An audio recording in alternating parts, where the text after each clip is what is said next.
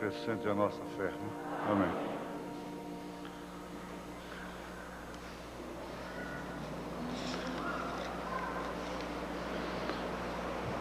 Agora, a posição, a escolha que uma família faz,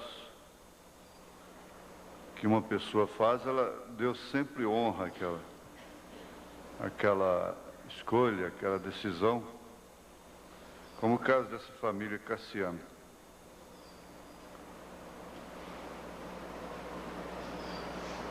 Como todas as famílias têm passado por dificuldades e intempéries e tempestades, essa família passa também, tem passado, né? Mas agora aqui está a irmã Cassiana, foi levada para o médico, encaminhada para o Hospital do Câncer, para iniciar umas sessões de quimioterapia. E então foi feita a oração aqui na igreja. E quando chegou lá, o câncer tinha desaparecido. E ela está no nosso meio, sadia. Então, é mais um testemunho da recompensa que Deus dá aqui ainda, né? Possivelmente virão outras lutas difíceis. O profeta disse que ela pode até vir a morrer amanhã com a mesma enfermidade, mas ela foi curada. Disse, você pode ser curado de pneumonia e ser curado e morrer depois de pneumonia. Um dia nós teremos que partir, mas, na verdade, Deus a abençoou. E eu sei que essa família, como toda a igreja, tem sempre uma coisa para dizer, e isso, Satanás, não? Agora, isso aqui é bastante constrangedor, mas eu não posso deixar passar por alto, porque foi deixado aqui, a pessoa não teve coragem de entregar através de mãos de ninguém. É uma carta anônima, deve ser uma moça, não sei se é menor de idade, que está sendo assediada pelo seu pai há muito tempo. Ele tem comportamento agressivo com ela.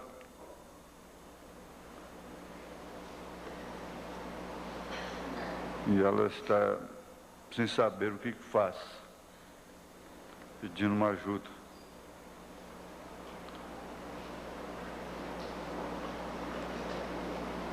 Agora, isso aqui é o tipo de coisa que você deveria vir ao escritório. Você deveria vir ao escritório porque uma orientação dessa não pode ser, às vezes, dada como ela deve ser dada de uma maneira coletiva, de público. Você pode vir no escritório que você será ajudada de uma melhor maneira. Mas, eu acho que sua mãe deve saber o que está acontecendo, deveria estar acontecendo, porque a primeira coisa que eu vou te perguntar é se sua mãe é viva, se você tem mãe, como que é a linha da família. Tem que estudar muita coisa, muitos detalhes que fazem, tem muita importância, não é? Detalhes que determinam a maneira de agir. Você não deve enfrentar esse tipo de coisa de uma maneira passiva, aceitando, constrangida, com medo de suas ameaças e coisas. Ele não tem esse direito aqui que ele alega para você. Isso não existe. Nós estamos trabalhando numa fita aí que vai mostrar realmente de onde vem esse tipo de coisa. Isso é a serpente, é o diabo mesmo que faz esse tipo de coisa. Você não está suposta nenhuma moça, nenhuma filha. É por isso que às vezes o profeta é encarado como a mensagem, né? Encarada como uma coisa difícil. E tem hora, como alguém disse, esse homem é muito malicioso, essa mensagem é maliciosa demais, esse homem. Mas não é. O comportamento de pai com filha não é o mesmo. Não tem um pai não pode ter a mesma liberdade que uma mãe precisa ter com sua filha. E as mães também precisam. Não, é uma questão de princípio que a pessoa não tece as coisas com a malícia na mente. É questão de princípio, não se cogita aquilo, não programa aquele tipo de cuidado. É um cuidado natural, de berço. São linhas que tem que existir na família que não tem que sentar na mesa e dizer, vou fazer isso, vamos fazer aquilo, É uma questão de princípio mesmo. Começando de novinha, né? Desde quando nasce, há uma diferença que familiariza mais o pai do filho homem e a filha mais com sua mãe, né? Num caso de excepcional, de emergência, um pai dá um banho numa filhinha, mesmo bebê. Mas isso é o último caso, se não tem uma filha mais velha, se não tem uma cunhada, se não tem uma sogra, se não tem uma avó ali para fazer aquilo, e a mãe está prostrada, não pode levantar um braço na cama, está no hospital, qualquer coisa. São princípios que não têm que ser ditados e prescritos, eles são naturais na família. São naturais. Agora, eu tenho que afirmar para você, se você está me ouvindo, que essa alegação que ele fez aqui não tem nenhum fundamento bíblico, é um incesto na família e não tem nenhum amparo legal, não tem nenhum amparo bíblico. Isso é uma atitude do diabo. E o que eu poderia dizer é que nenhuma moça, nenhuma filha está suposta a tolerar avanços de seu pai sob pretexto algum. Nesse ponto aí você tem que ser definida. Essas ameaças não passam de ameaça. Eu vou guardar essa carta e, se você achar por bem, vai com sua mãe, chama sua mãe no escritório. Agora, tá um negócio, não sei se tem mãe, não é? Não falou em mãe aqui. Se tem mãe,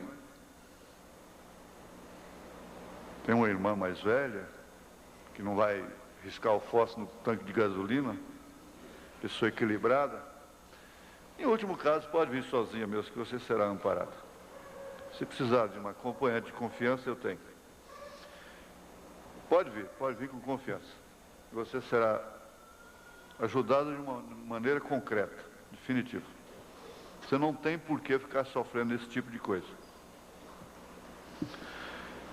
Bom, vamos ficar de pé. Isso é, não causa nenhum alarde, nem alarme, nem alarde, nem alarme. O mundo hoje está... Obrigado. Agora o povo já está de pé, eu vou ler a Bíblia, depois a gente continua, inclusive está anotado aqui.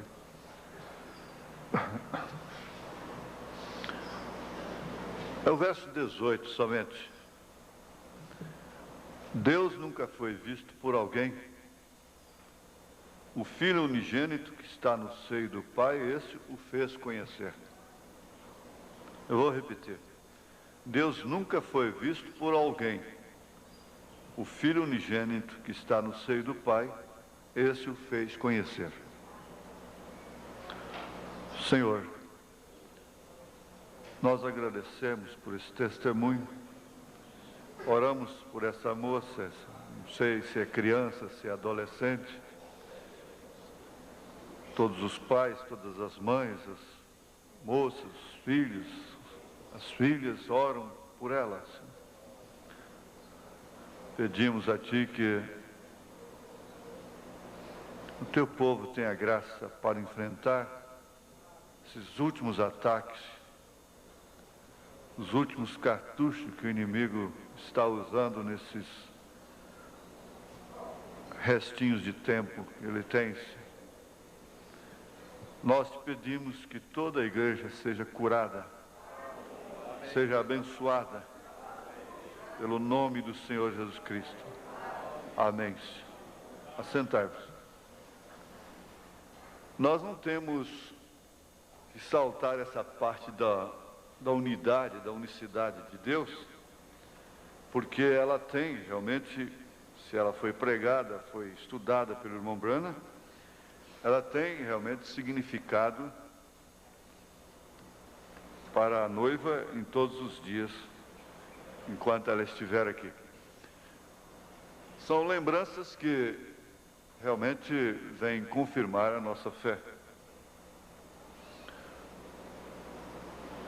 A Bíblia ensina que Deus estava em Cristo. O corpo era Jesus.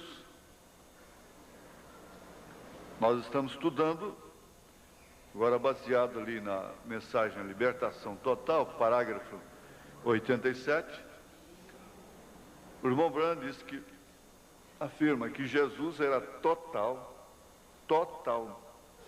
e completamente homem. A parte humana dele, ele era total e completamente homem. Porque Tiago disse que Deus não pode ser tentado pelo mal, e Jesus foi tentado em tudo. Jesus é Deus, mas para ser tentado, ele se fez carne. Você lê aí em primeiro capítulo da carta de São Tiago, e você vai encontrar que Deus não pode ser tentado por mal algum, sendo que Jesus foi tentado em tudo. Quando o diabo estava tentando lá no deserto, Jesus respondeu: não tentarás o Senhor teu Deus. De forma tal que eu não posso adiantar as coisas, vou deixar. Jesus era completamente homem, e exatamente nessa parte, vamos dizer, nessa parte, desse lado dele, o humano, é que ele foi tentado. Como nós somos tentados. E com um detalhe, que ele foi tentado em tudo. O irmão Branham disse, às vezes um homem nasce com um problema que faz dele um alcoólatra. Ele nasce com outro problema, outro. Às vezes a pessoa diz, bom, isso não me tenta. Já aquilo é uma tentação terrível. Eu não posso ver um macarrão assim feito com açafrão. O irmão, isso já levou o caso lá para outro lado, tá vendo? Nós ainda vamos comer juntos, olha, uma lasanha. Vamos ver quem come mais. Mas é isso. A tentação vem, a saliva vem na boca. Enche a boca d'água. Mas eu não posso ver um prato de macarrão, assim, como o irmão Larose brincava com o irmão Serrano, né? E o irmão Larose, um dia, eu morri de rir, porque no telefone, o irmão Larose chamou o irmão Luiz de comedor de macarrão. O comedor de macarrão. Sempre que Molaroz gostava, porque da procedência que ele tinha, né? Comedores de macarrão, todos dois. Já alguém disse, bom, isso não me tenta. Agora, porém, uma carninha de porco, né? Uma coisa assim com arrozinho branco solto, essa aí me tenta. Me enche a boca d'água. Aí você fica assim, qual das duas é preferível? Dessas tentações? É do macarrão ou da carne de porco? Bom, eu diria que a do macarrão seria melhor, né? Seria melhor. Seria menos prejudicial, vamos dizer assim. Mas o certo é que isso explica perfeitamente. Nós somos tentados, mas não em tudo. Já outro é pela concupiscência do dinheiro, a avareza, a mão fechada. O homem avarento, ele sofre demais, sofre em casa, sofre com a família não entende porquê daquela... Porque a família cresce e passa a entender o que é desperdício, o que não é, o que é justo, o que não é. E quando vê o pai, vamos dizer, com licença, né, o pai trancado lá atrás, demais, em excesso, então aquilo gera um impacto tremendo na família.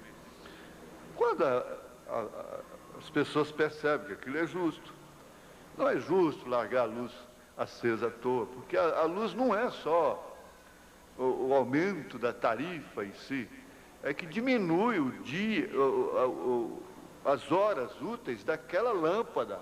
Essa lâmpada aqui acesa à toa, vamos dizer, não, mas ela não gasta muito, ela é fluorescente, não tem problema. Mas as horas úteis dela estão sendo diminuídas. Uma hora que ela ficou acesa à toa, seria uma hora a mais de serviço que ela daria depois. Sem precisão, sem necessidade. Não é certo? Mas são pessoas que nasceram daquele, vem a ver do tataravô, do avô. Tem que lutar contra aquilo que vai fazer. Mas aquilo gera transtorno. Já outros são liberais demais, mão aberta demais e nunca tem nada. Quer dizer, um avarento de um lado e o outro liberal do outro. Demais. Mas o pai sempre diz, olha, para que eu trabalho? Eu trabalho para vocês comerem, para vocês vestirem, era para vocês terem saúde. É para minha mulher ter saúde, é para meu filho ter saúde, é para alimentar. Eu vou trabalhar para quê? Afinal de contas, não é verdade? Então ele tem prazer de ver a mulher dentro dos seus limites, melhor vestida possível, não é? Dentro dos seus limites, tendo um conforto. É como eu disse aqui sexta-feira, o rancho, a água no pote, o fogão caipira, muitos deles, a gente chega lá e eles não querem. Ele pergunta, o que está faltando, irmão? Não está faltando nada, aqui está tudo em paz, graças a Deus, e alegre, cantando, e feliz, todo mundo feliz. Agora, aqui, já aquele fogão não presta mais, aquele carro não serve mais, aquela casa já não serve mais, né? Então, isso é relativo. Mas um pai, ele quer que seu filhinho, sua filhinha tenham um conforto dentro dos limites. Ele próprio. Mas tem aqueles que são doentes. É uma doença. Para não falar que é um espírito, né? É uma doença. Então aquilo oprime. O lar cresce oprimido. Opressão. Isso é tão difícil. Às vezes a pessoa sabe que é justo, que precisa comprar, mas tem que criar um caso primeiro. Tem que dar uma crise de nervo porque precisa comprar aquilo. sabe que precisa, sabe que pode e que é necessário e tem condição, mas tem que haver um impacto na casa para adquirir aquilo. Se não houver, não tem jeito. Deixa passar, depois, de repente, ele chega com aquilo lá em casa. Mas primeiro tem que ter um abrigo. Primeiro tem que ter um abrigo. Agora, você sabe que isso é do dia a dia. Mas eu quero exemplificar, com o prático, é que uns são tentados numa coisa, outro no outro, outro no outro, outro no outro. Por isso, um não pode estar condenando o outro, porque quando você não é naquele caso daquele irmão, mas você é no outro caso. Você não tem direito no seu coração, na sua mente, no seu espírito, de aborrecer uma irmã, aborrecer um irmão. No seu coração. Você não tem esse direito. Quem aborreceu o irmão foi Caim. A Bíblia diz que ele aborreceu Abel. Não pode. Porque cada um tem, vamos dizer, o seu ponto fraco, como dizem. Mas Jesus foi tentado em tudo. Ele foi tentado pelo espírito de avareza, pelo espírito de prostituição, pelo espírito de fornicação, pelo espírito de adultério, porque cada um deles é uma coisa específica, sendo que tem a mesma finalidade do sexo, mas opera a fornicação, o adultério, a prostituição. Ele foi tentado pela maledicência, ele foi tentado para evadir-se, para fugir da sua cruz. Ele foi tentado pelo homossexualismo, em todos os seus aspectos, todas as suas alas.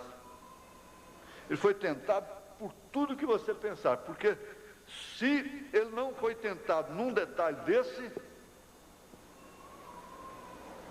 o diabo pega todo mundo naquele caso ali. E não tem nenhuma pessoa que enfrente qualquer circunstância neste mundo, de ordem biológica, seja o que for, seja espiritual, que não possa ser salvo. Nós estudamos aqui sobre o homem, quarta-feira. Francamente, eu fico satisfeito. O pregador sabe quando ele está entregando a coisa sólida para a igreja, para o povo. Ele sabe perfeitamente. A gente tem confiança, como o João disse, no que é verdadeiro nós estamos. Aí, então ele disse aqui: não erreis, nem os devassos, nem os idólatras, nem os adúlteros, nem os efeminados, nem os sodomitas, nem os ladrões, nem os avarentos, nem os bêbados, nem os maldizentes, nem os roubadores herdarão o reino de Deus. E é o que alguns têm sido, então já herdaram. É o que alguns têm sido, mas haveis sido lavados, mas haveis sido santificados, mas haveis sido justificados em nome do Senhor Jesus e pelo Espírito do nosso Deus. A igreja é composta de gente de tudo, de todas as maneiras.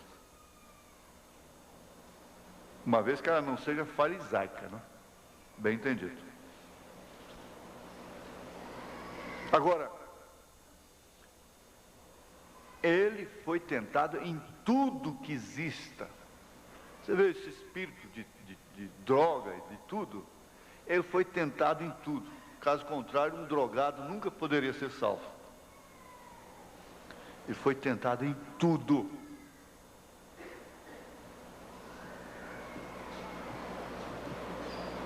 Sem pecado.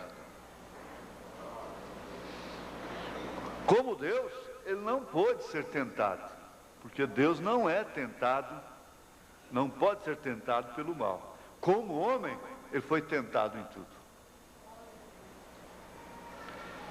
Você vai entender mais tarde o que é que faz a diferença de Cristo em você. Porque aí chega o ponto de aquele Cristo, aquele Deus que está em você, não ser tentado, quando ele predomina. O batismo aí seria um domínio total da natureza humana, sujegada ali. Mas qualquer hora que solta ela, ela é a mesma. Qualquer hora. Ô Senhor, não deixa, como é que é pegar a velha capa? O Monseberto é que sabe direitinho assim. Essa história diz que é verdade, verdadeira, parece que foi o irmão João Portes, né?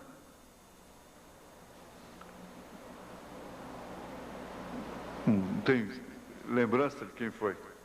Não, senhor, não deixa não, porque se ele vier com capa, eu pego ele com capa e tudo. Senão eu pego ele com capa e tudo. Isso quer dizer que a natureza estava ali, é uma verdade.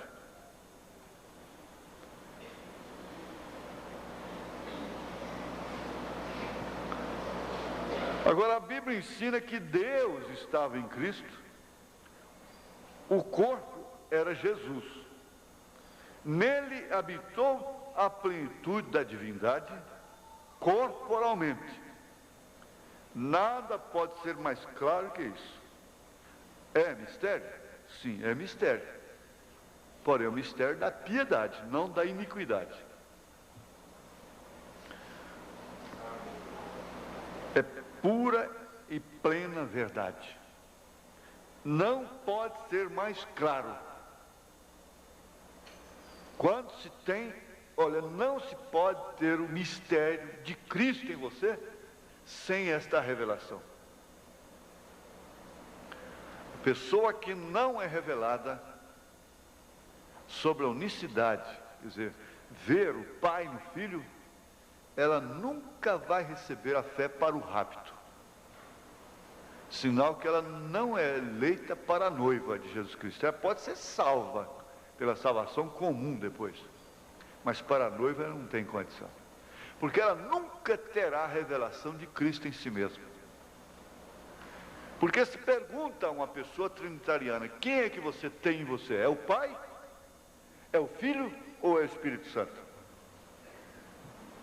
Se ele diz que é o Pai, a Bíblia diz: quem tem o Pai tem também o Filho. Se diz que o Espírito Santo, quem tem o Espírito Santo tem o quê? É Deus, né? Ele é o Pai também, porque foi Ele que gerou a Jesus. Muito embora isso não seja tudo, eu diria: a pista não é o avião, mas não teremos um pouso sem a pista. A pista não é o avião. Você já pensou em chegar aí? Tem uma pista ali do deserto ali, muito boa, com toda a sinalização e tudo, mas não tem avião. Mas eu pergunto: não se pode ter avião ali sem a pista. A lingueta do sapato não é o sapato. O profeta faz essa ilustração. Mas precisa-se, ele estaria incompleto. Não pode ser mais claro. Assim sendo, se ele não foi 3 pessoas ontem, tampouco pode ser 3 pessoas hoje, porque ele é o mesmo ontem, hoje e eternamente. Um Deus. E este mesmo Deus foi feito carne. Você pode não saber para explicar para ninguém, mas não adianta também ninguém vir tentar fazer você crer em 3 pessoas. Você não sabe, às vezes a pessoa é simples, não sabe explicar, não sabe, vamos dizer, convencer a ninguém. Mas ninguém pode convencê-la ao contrário. Grande parte, por que não dizer quase total, das mulheres não estudam genética. No entanto, elas dão à luz filhos.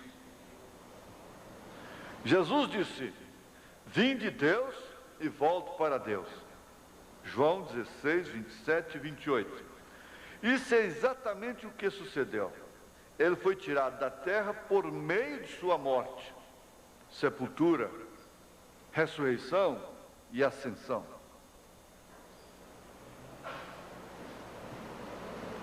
Veio de Deus e teria que voltar para Deus. Se você veio de Deus, você vai voltar para Deus, não é certo? Isso foi por intermédio de sua morte, sepultura, ressurreição e ascensão.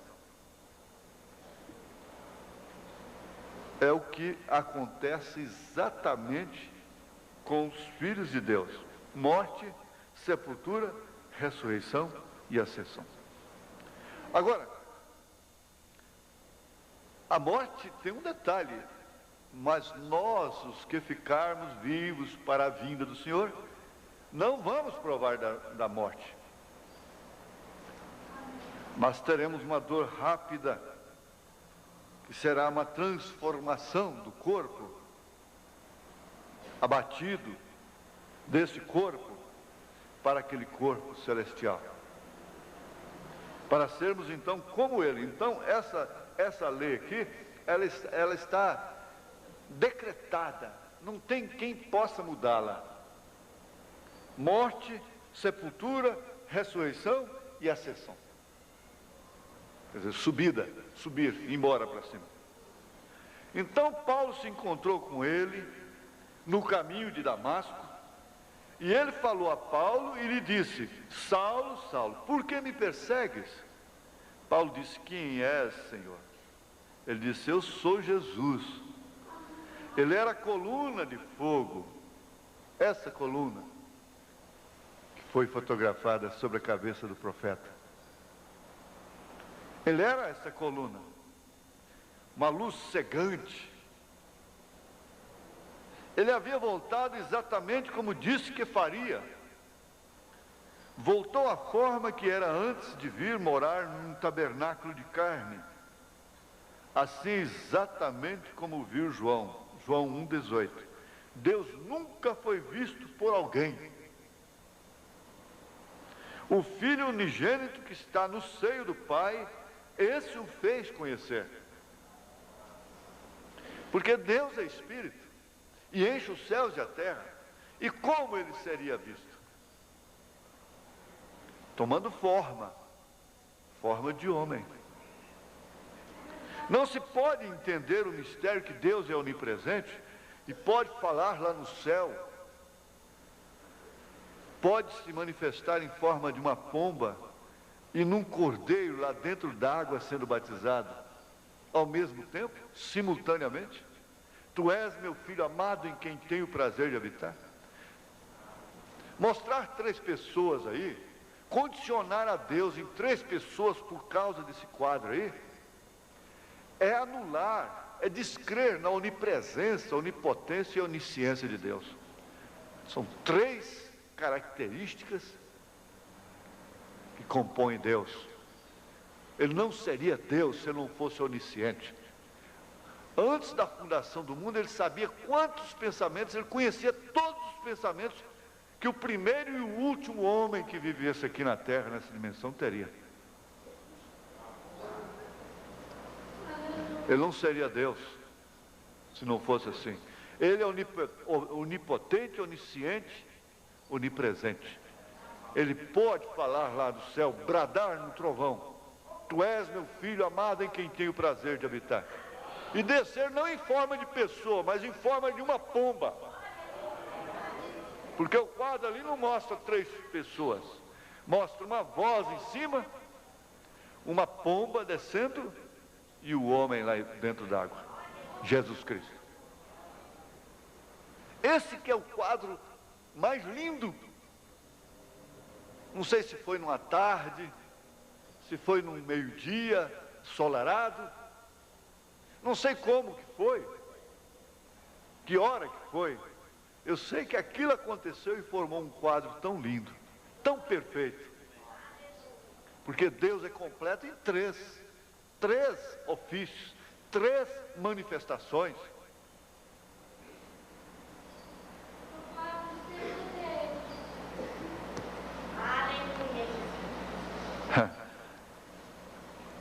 Quem vê a mim, vê o Pai. Como dá uma ressonância nisto? Se há algum irmão denominacional que crê em 3 pessoas distintas e tem alguma dificuldade com isso, olha, Deus nunca foi visto por alguém. São João, capítulo 1, verso 18. O Filho unigênito que está no seio do Pai, esse o fez conhecer. Agora, você vai para São João 14, e ele, Jesus, diz: quem vê a mim, vê o Pai. Você vai para São João capítulo 10, ele diz: eu e o Pai somos um.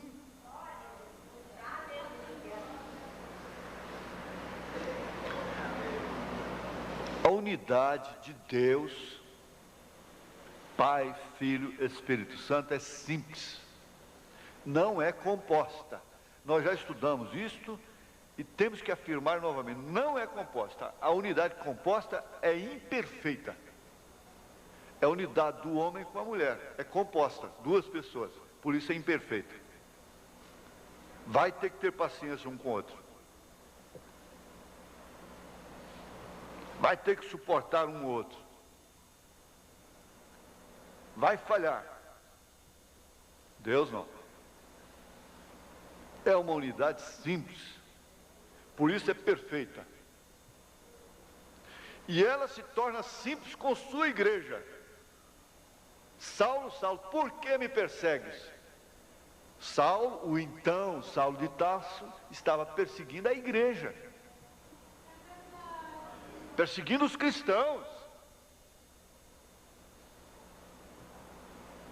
estava perseguindo a Cristo.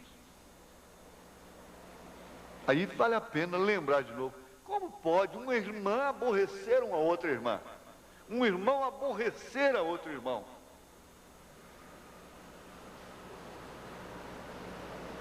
E mais do que isso,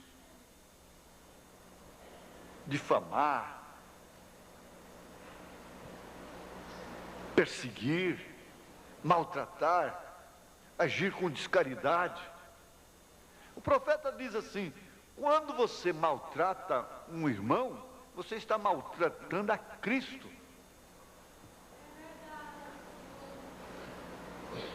Tem que se pensar muito antes de entrar numa questão, por razão ou sem razão. E ainda há aqueles que entram em questões que não são suas, dos outros, porque são simplesmente amigos, amigas, é do seu grupo.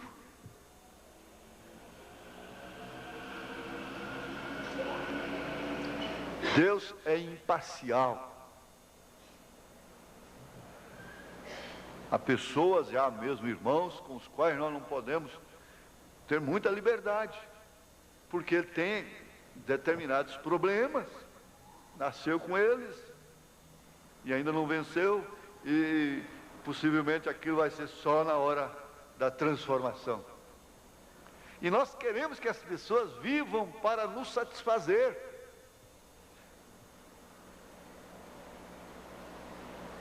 Que as pessoas vivam em função de nós.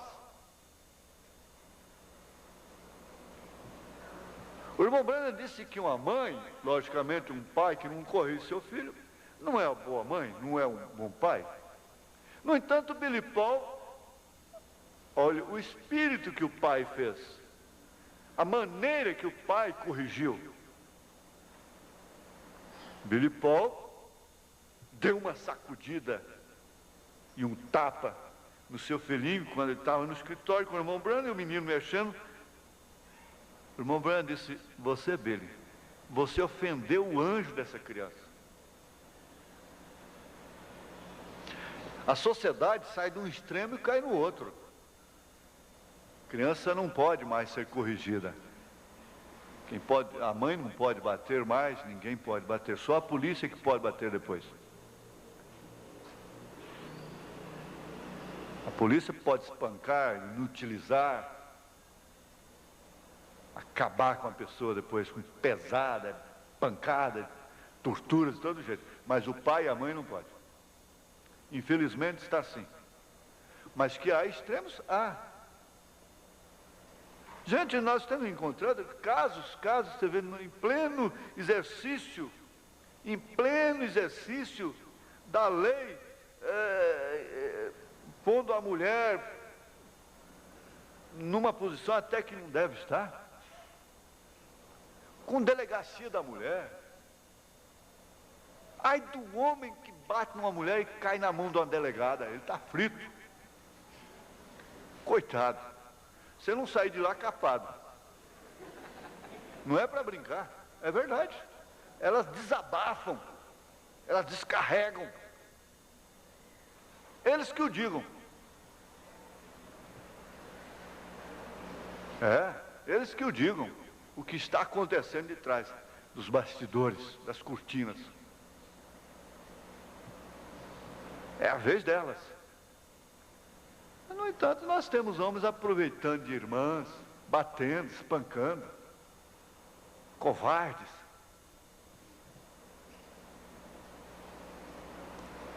Espancando criança, atirando coisa em criança, batendo na cabeça, dando murro nas costas, na região renal, nas costas, puxando a orelha, jogando para lá como se fosse bicho, como se fosse coisas.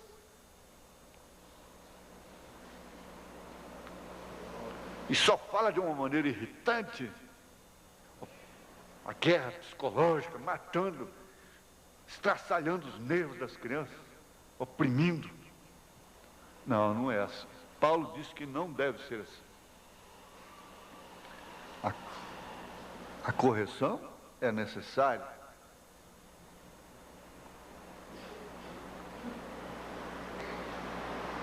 Mas quando uma criança é corrigida por um homem corrigido, aquela correção dá um fruto pacífico.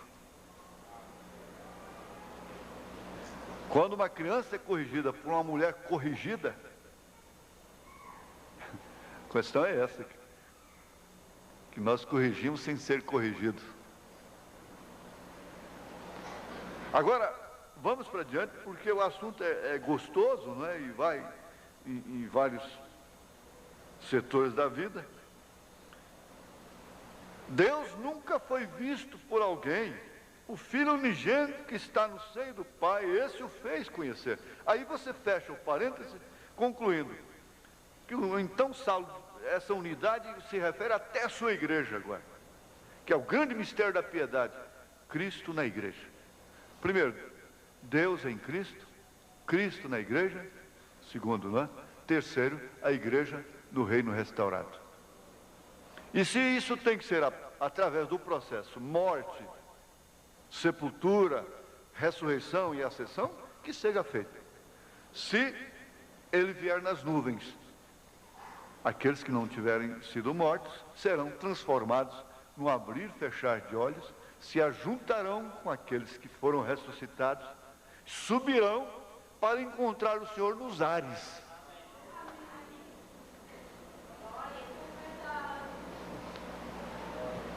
E você nunca vai esperar isso na sua vida, hein? De encontrar com Jesus nos ares, depois Jesus chega lá apresentar vocês para uma outra pessoa lá, que é o Pai.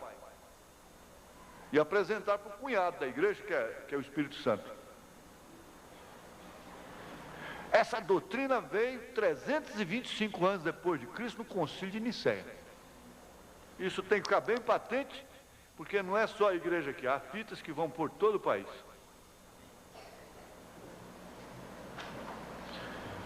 Pois na cidade de Davi vos nasceu hoje o Salvador, que é Cristo, o Senhor. Ele nasceu, Cristo, e 8 dias depois, quando foi circuncidado, foi chamado Jesus. Ele nasceu, Cristo.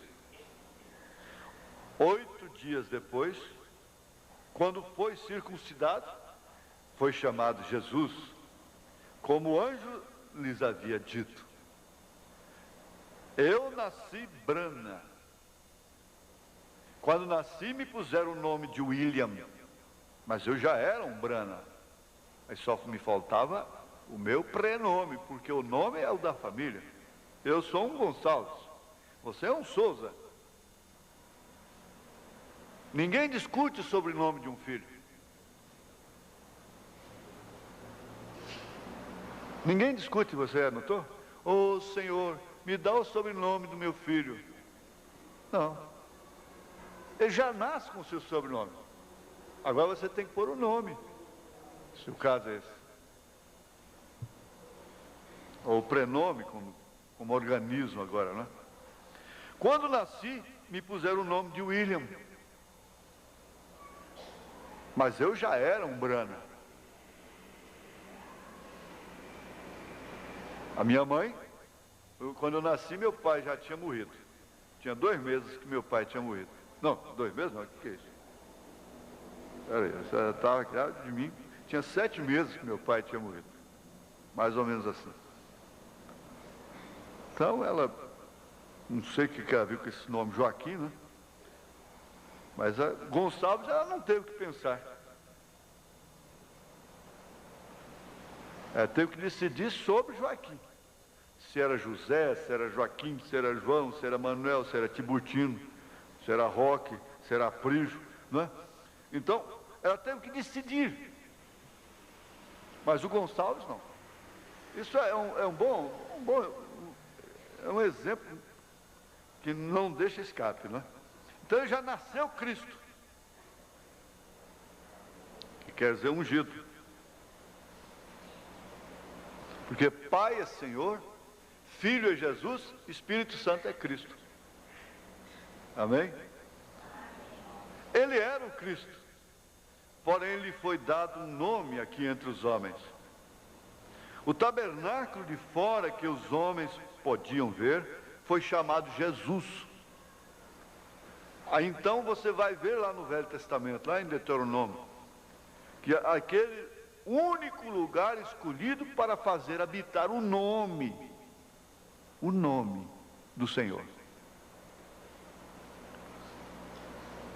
Você que está ouvindo a fita, você que vai ouvir, vai entender agora, e se você tem alguma coisa, como creio que tem no seu coração, que é de Deus, você agora desce uma luz na sua mente, no seu coração, e você verá por que você vai ter sede, desespero para ser batizado em nome do Senhor Jesus Cristo. Porque esse nome do Pai, do Filho e do Espírito Santo é nome, não é nomes. E Pai é Senhor, Filho é Jesus, Espírito Santo, Cristo. Por isso os apóstolos batizaram em nome do Senhor Jesus Cristo. Se naquele tabernáculo deveria habitar o nome, e você não é um tabernáculo? É assim. E que tal uma esposa, uma noiva, aquela moça que vai se casar e não quer o nome do marido? Ele é homem, ele é humano, ele é filho porque nasceu de mulher, ele vai ser pai porque vai gerar um filho, ele é espírito, mas ele tem um nome.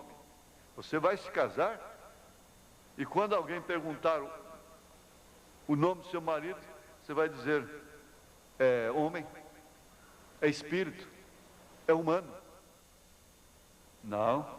Se pergunta o nome do seu marido, bom, ele chama João Desidério da estrada subida reta até no córrego.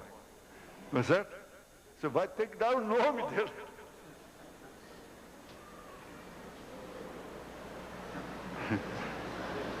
Isso é certo. Para esclarecer, para gravar, isso é bom. Você não vai... O tabelião lá pergunta: a casa vai ser posta em nome de quem? Pai, filho e humano. Não, pai, filho e humano, que negócio é isso? Não.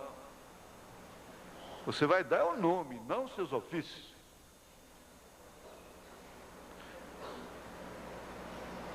E tem um detalhe, você quer saber uma coisa? Pedro não teve que fazer esses estudos lá no dia de Pentecostes. Quando ele terminou um sermão de 15 minutos, falou demais. 15 minutos, 3.000 almas já estavam com seus corações compungidos. E perguntaram: que faremos, varões e irmãos? Ele respondeu: arrependei-vos e cada um de vós seja batizado em nome do Senhor Jesus Cristo, para perdão dos pecados, e recebereis o dom do Espírito Santo. Atos 2, 37, 38, 39. Já nós vamos parar. O tabernáculo de fora, que os homens podiam ver, foi chamado Jesus. Este o fez conhecer. Quem vê a mim vê o Pai. Eu e o Pai somos um.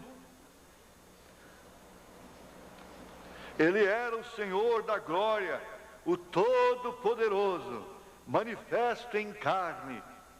Ele é Deus, o Pai, Filho e Espírito Santo. Ele é tudo isso.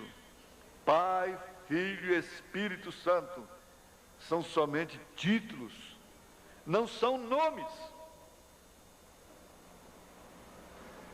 Não há outro nome dado nos céus, nem na terra, pelo qual devamos ser salvos.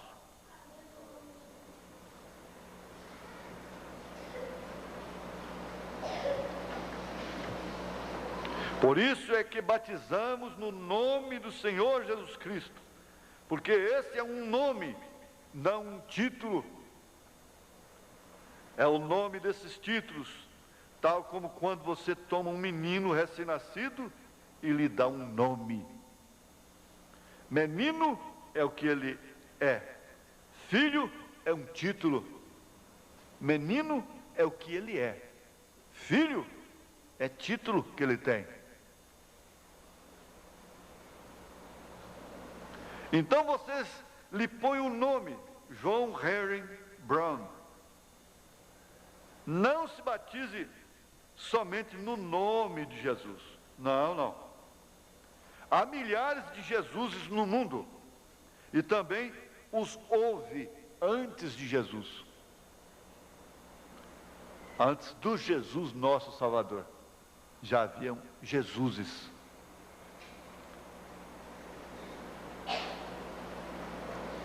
Porém, somente há um nascido, o Cristo, um Jesus que é o Cristo, o Senhor Jesus Cristo.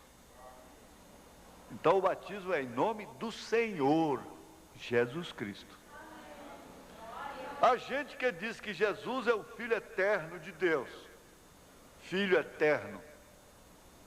Agora, não é isso uma contradição? Não é? Quem tem ouvido de um filho sendo eterno, como é que pode ser eterno? Os filhos têm princípio, porém o que é eterno nunca teve princípio. Ele é o Deus eterno, Jeová, manifesto em carne. Ele tem princípio como homem aqui, na dimensão humana.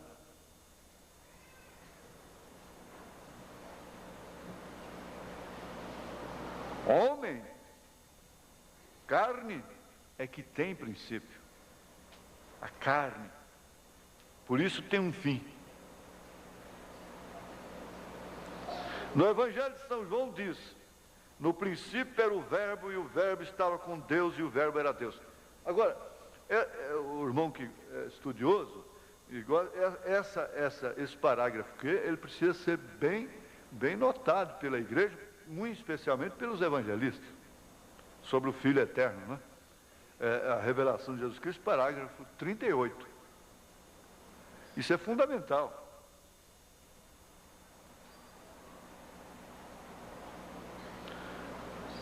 No princípio era o Verbo, e o Verbo estava com Deus, e o Verbo era Deus. E o Verbo se fez carne e habitou entre nós. Ele foi a testemunha fiel e verdadeira da palavra eterna do Pai, a palavra eterna. Ele era um profeta e somente podia dizer o que o Pai lhe revelava. Ele diz: meu Pai está em mim. Isso é o que Jesus, o tabernáculo, disse: meu Pai está em mim. Quem vê a mim, vê o Pai. Estou há tanto tempo convosco, Filipe, e não me tendes visto. Quem vê a mim, vê o Pai. O Pai nunca foi visto por ninguém, mas o Filho unigênito que está no seio do Pai, esse o fez conhecer. Deus tem muitos títulos: nossa justiça, nossa paz, ser eterno, Pai, Filho e Espírito Santo. Porém, tem somente um nome humano, e esse nome é Jesus. Conheço um nome tão maravilhoso, que alegria traz ao coração. E se aqui os homens não entendem, feliz eu sou no nome de Jesus. Maravilhoso é o nome de Jesus, mais doce que a mais linda canção. No seu descanso Ele me conduz, nele achei perfeita salvação. Aleluia. Irmãos, se Deus quiser, à tarde teremos a Santa Ceia do Senhor, começando com a preliminar às 4h30. E haverá batismo agora depois da escola. Algum irmão desejar, pode procurar o diácono. Vamos colocar de pé.